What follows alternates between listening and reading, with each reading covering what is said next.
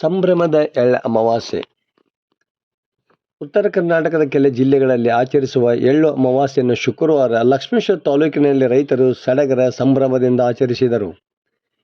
ವಿಶೇಷವಾಗಿ ಮುಂಗಾರು ಹಂಗಾಮಿನಲ್ಲಿ ಮಸಾರಿ ಭಾಗದ ರೈತರು ಸೀಗೆ ಹುಣ್ಣಿಮೆಯನ್ನು ಸಂಭ್ರಮದಿಂದ ಆಚರಿಸಿದರೆ, ಹಿಂಗಾರು ಹಂಗಾಮಿನಲ್ಲಿ ಎರೆಸೀಮೆಯ ರೈತರು ಎಳ್ಳು ಅಮಾವಾಸ್ಯೆಯನ್ನು ಹಿಂದಿನಿಂದಲೂ ಆಚರಿಸಿಕೊಂಡು ಬರುವ ಪದ್ಧತಿ ಇದೆ.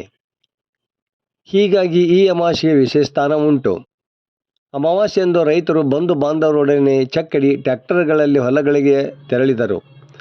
ಅಲ್ಲಿನ ಬನ್ನಿ ಮರಕ್ಕೆ ಪೂಜೆ ಸಲ್ಲಿಸಿ ಭೂತಾಯಿಗೆ ಚೆರಗ ಚೆಲ್ಲಿದರು. ನಂತರ ಎಲ್ಲರೂ ಸೇರಿ ಎಳ್ಳು ಹಚ್ಚಿದ ಸಜ್ಜೆ, ಜೋಳದ ರೊಟ್ಟಿ, ವಿವಿಧ ಬಗೆಯ ಚಟ್ನಿ, ಕಾಳು, ಎಣ್ಣೆಗಾಯಿ, ಎಳ್ಳು ಹಾಗೂ ಶೇಂಗಾ ಹೋಳಿಗೆ ಊಟ ಸವಿದರು. ವರದಿ ನಾಗರಾಜ್ ಹಣಿಗೆ, ಪ್ರಜಾಧ್ವನಿ, ಲಕ್ಷ್ಮೇಶ್ವರ.